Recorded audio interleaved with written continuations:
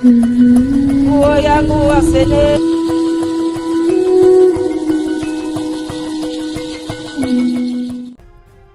I want to speak on the excruciating poverty in our country.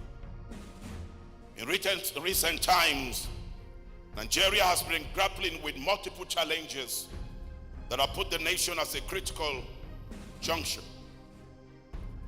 And we are in a very serious moment, and I'm calling on the President, the attention of Bola Tinubu administration, to the untold weeping, gnashing of teeth, unprecedented, harrowing hardship, frustration, and excruciating poverty from masks that has hit Nigeria since the President's ill-timed proclamation of the subsidy removal following his inauguration. The suffering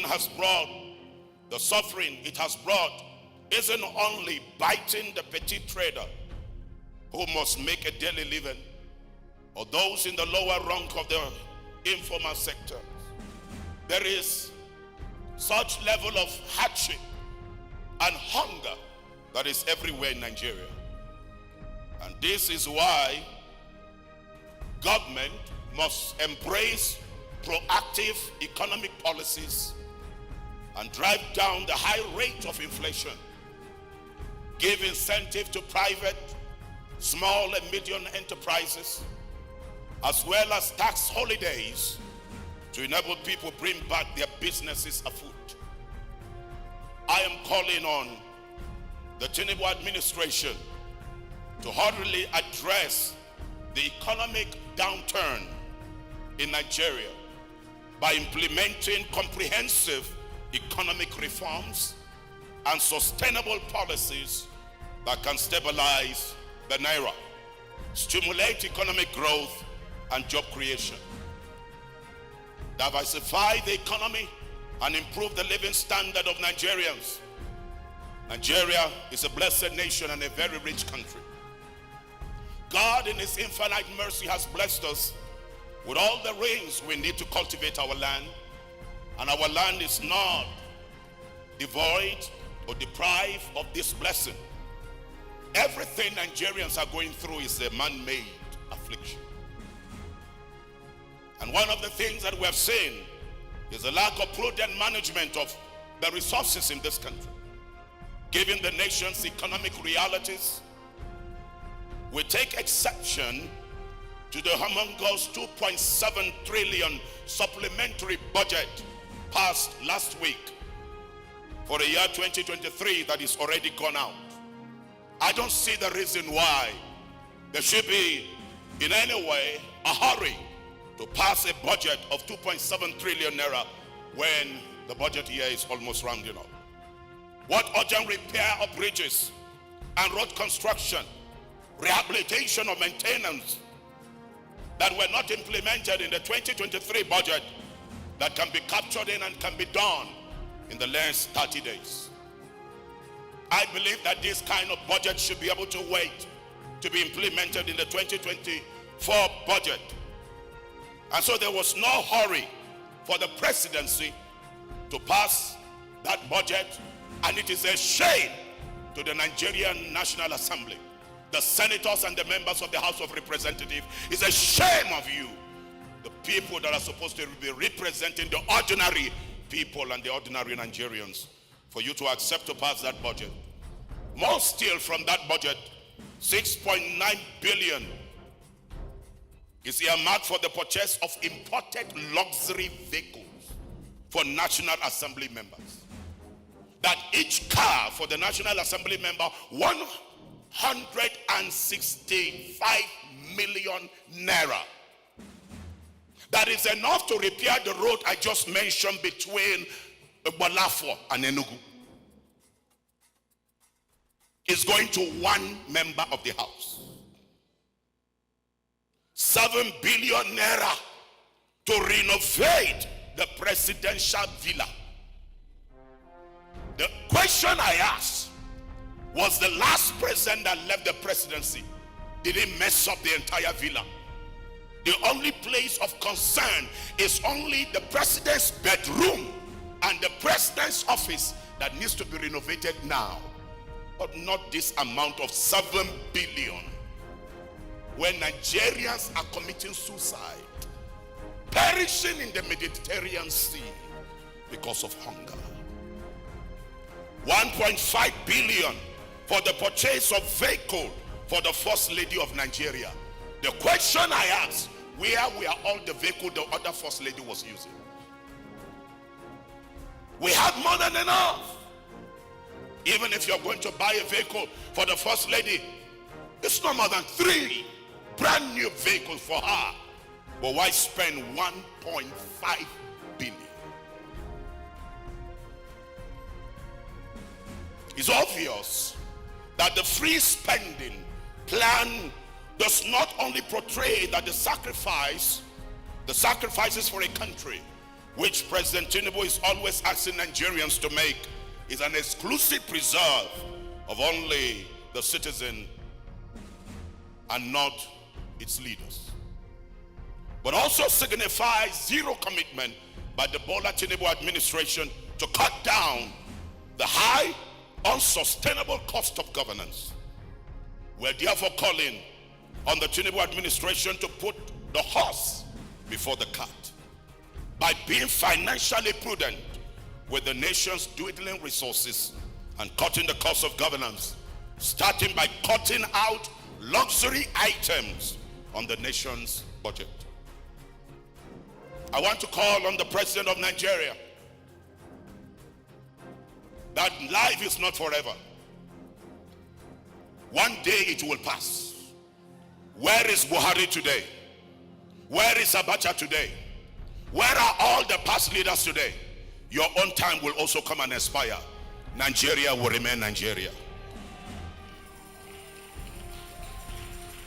So I call on you to do what is right. Another challenge I throw to the judiciary: the wholesale commercialization of justice.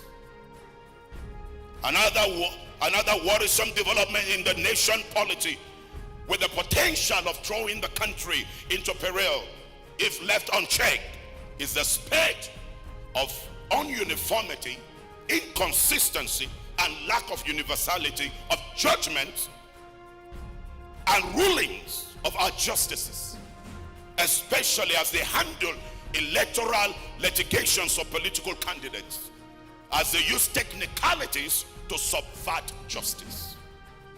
Embedded in this is the potential to make the common man lose confidence in the nation's judicial system. And I want to say here, 98% of Nigerians have lost confidence of the judiciary.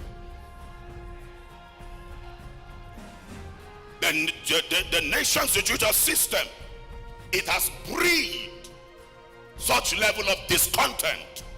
It has killed patriotism. It has undermined national development. It has destroyed peaceful coexistence. And it has brought about pain and insecurity among the Nigerian folks.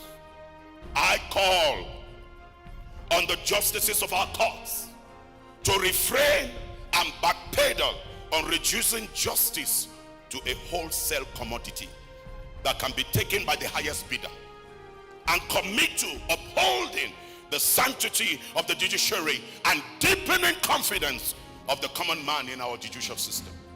It hurts me, it hurts my spirit when I hear from leaders in this country. Recently, a serving governor told me that the lawyers that are handling his case demanded $3 million for the bribing of the judges.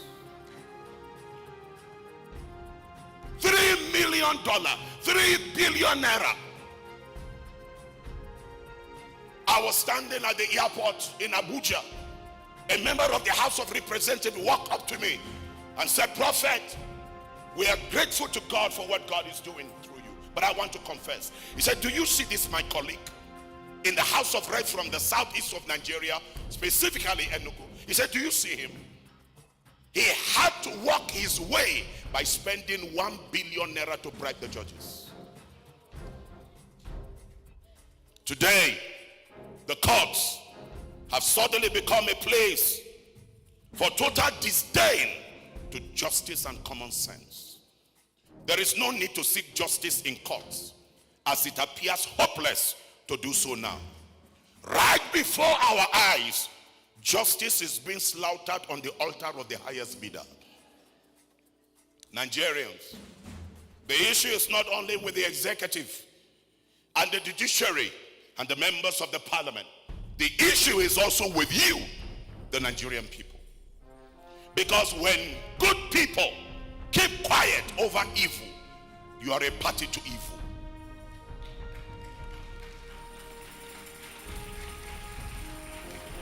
The civil servants that are also aiding corruption, the police officers oppressing their ordinary citizen, somebody that is trying to take vegetable from one location to another, the policeman will flank them and collect money from ordinary Nigerian who is trying to make an ends meet. Nigerians must rise up to defend their country or sink with the sinking ship. We must resist the madness going on in both our judicial and our political system. Nobody will help Nigeria. Stop calling the international community because they are party to this evil. It is us, Nigerians, that will deliver our country. If we have survived the worst presidency in Nigeria, bloody presidency that empowered terrorists to kill innocent life, Buhari, if we survived it, we will also survive this time. I want to say that the security agencies have tried their best in recent days where the killing have reduced. But I want to say, Nigerians, we must all rise up to speak now or never. Act now or never. We must do it without violence. We must make sure we protect our democracy and put our leaders in check. They are not our masters. They are our servants. They are to serve the Nigerian. That's why democracy is not about the leader. It's about the people. It is a government for the people, by the people, and for the people. God bless Nigeria and God preserve this great country.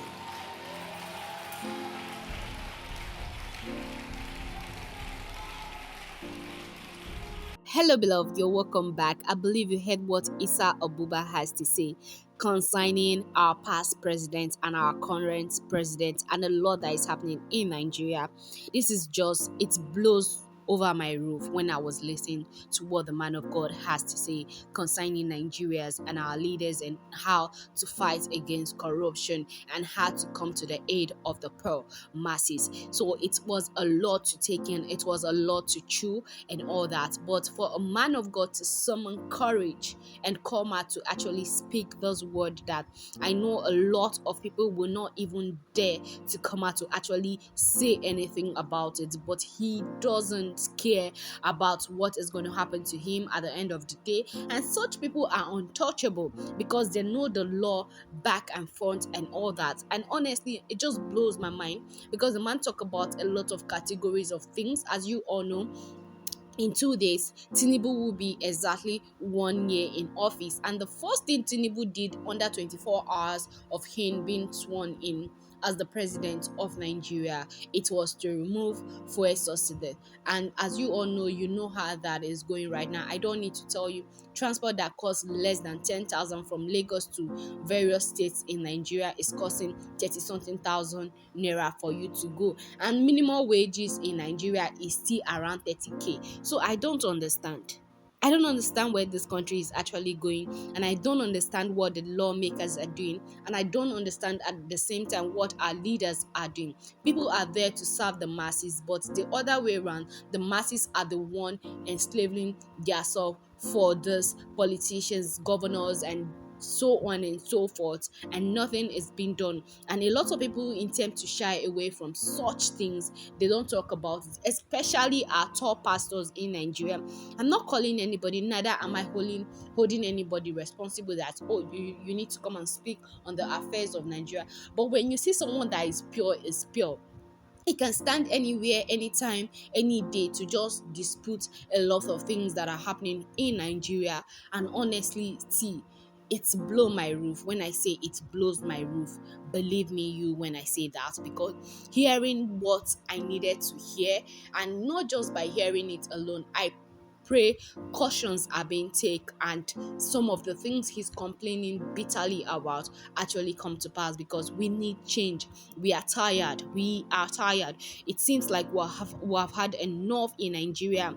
We have suffered enough. We have been maltreated enough, and we just want a stop to a whole lot of things. And this is the man for the poor masses, honestly, because he actually speaks everybody's mind. If you listen to this prophecy, if you listen to his talk clearly, you will hear that the man is actually speaking the mind of the masses and all that. He spoke my mind. I don't know about you. If he spoke your mind, please, I want to see some comments at the comment section below, because what he says, it just says it all for me. That is just it. There's nothing that you can tell me that this man didn't say or didn't do, but that is what I'm going to tell you.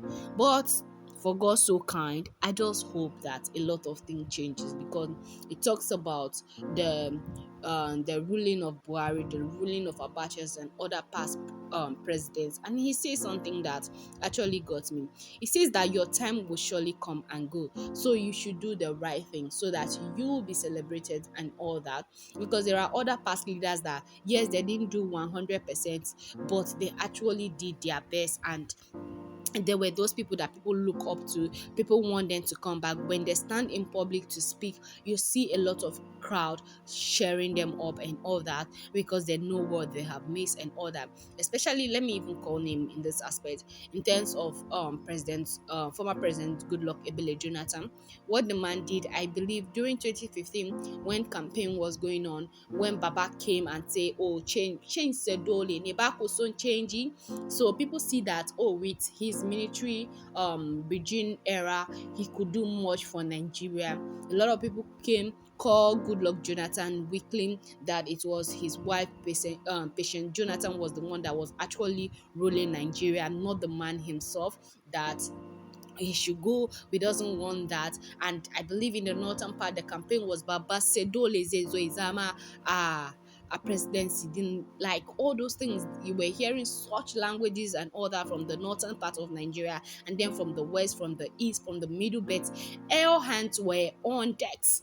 They didn't want good luck, all in the name of the Chibo girls and all that. And you see, one thing I want you to know is that when somebody wants to rule you, when somebody wants to bring you down to your feet, there's a say in my language that say that "Ekoni ngugune oyo kugigu," because they say that any maggot that wants to bring down a maize, it's actually true from the root. So when it destroys it from the root, it can easily kills it, because if you don't kill it from the root, you can't kill it. That is how it is. So it was those people that he called that are his subordinates, that are the one that actually throw him overboard. That is what I see during that era. They bring those chubo girls of a thing to just lure good luck out of office, and it actually worked, because a lot of parents were grieving, a lot of parents were not having it and all that, and then they feel like, oh, this man cannot protect our life and properties and all that, so why are we going to vote for him? Then when we see someone with the military region kind of setup and all that, we just jump on that boat, and we feel like, hey, this boat is actually going to take us to our destination. Then getting into the middle of the sea, then the man say that if you like, jump, if you like, don't jump, I don't even know where I'm heading to. So a lot of people jump out. They feel like the frustration was too much, there was hunger in the boat, they can't continue, they can't go forward, so the best thing to do is just to jump down the boat and just die. That was what a lot of people did, and it's so touching in the era of President Buhari Mohammed, and it was so very disturbing. And then let's come into our judicial settings and all that. There was something I came across online today. During Buhari's time, you heard that he bought some aircrafts and all that for the benefits and the growth of the armies and all that to use and all that, jets and all that. Then at the end of the day today, I'm finding it that the same person that was defending him in law court was saying that it was all a charade, it was all a scam, there was nothing that was bought and all that. But you clearly stood there and defended this man with your full chest. Then you're coming today to tell us that vice versa, it doesn't work that way because you wanted to support or because you're being bribed. Then the man of God also talked about a governor that came to him to tell him that when he had a case and they asked him to bring 3 billion naira to bribe judges and some other things. That is $3 million just to bribe your way to win a case, or that is the price you have to pay. Where is this country actually heading into? Because it's so bad, it's so disturbing and all that. Nigeria is just, it has become something of mock and all that. But one thing I know for sure is that with the grace of God upon Nigeria, this phase will be over before you know. You will not surely sit in office for the rest of your life. You will sit in office for a short period of time. It's not do or die affair. It's not until you die before another person can overtake you. Before you know, it's almost 1 year. 1 year is almost gone. Before you know, we are counting 2 years. Before you know, 3 years. Before you know, election is here. And I believe that a lot of people they are going to use their head this time around. It's not going to be like, but see, then again, this money of a thing is just so evil that people can do the undo, they can do the unthinkable, the unspeakable to people just because of money. And it's so disturbing, honestly. Like, when I think about it, when I sit to analyze a lot of things, when I come across a lot of things online, or I read about things that are happening in Nigeria, I just feel like, and people have this heart. See, the thought of it alone, it's so disturbing. I was watching news the other day. They were talking about Fulani herdsmen and all that and their killings. And one of their leaders says that the things they do don't even make it to the news. That the amount of people they kill, it doesn't make it to the news. And they're asking, how many people have you killed? He said that he has lost count. He has killed more than hundreds of thousands of people. Because they can invade a community and they can kill over 200-300 people, that he has lost count. He says sometimes he even have mercy, but when he sends his boys out, he doesn't have mercy. So I'm just so like disorganized when I come across such things, my head, my heart. Then you see that you can actually make a change as a governor, as a local government chairman, as a president and all that.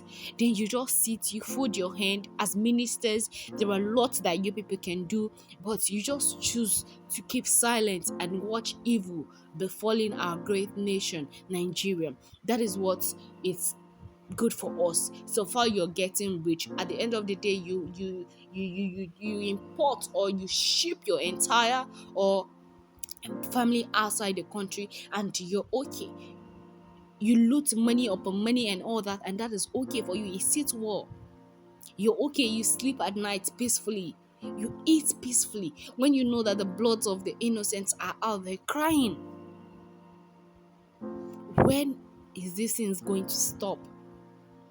Just go to market and hear the prices of commodity. When will they be stopped to all these things, to all this evil in Nigeria?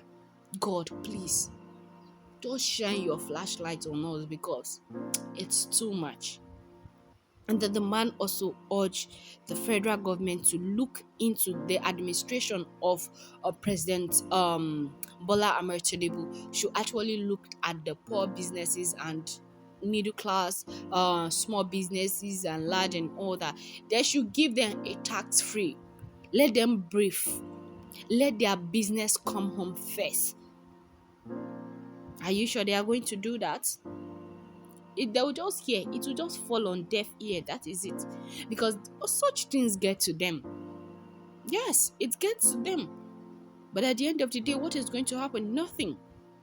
They're just going to sit there and do as if they don't even know what is happening. It doesn't concern them. So far it's not happening to them direct or their immediate family directly, it doesn't matter. Some people don't even care about their two extended family and all that. You suffer the same fate as the masses and all that, and it's okay with them. So if you don't like it, join them and all that. That is how Nigerian political setup it's being run right now. If you don't like something, you join them. If you can't beat them, join them. That is it. Because you cannot make a change, you cannot stand out as an individual that want to fight corruption in Nigeria. But it's just a pity. It's a very big pity. May God help us. Thank you very much for watching this video, guys. I will see you in the next one. And before I go, please, if you have not subscribed, kindly subscribe, comment, like, share with family and friends so that you don't miss out on any of our content. And don't forget to turn on the post notification to get notified whenever I upload a new video. Thank you very much for watching. I'll see you.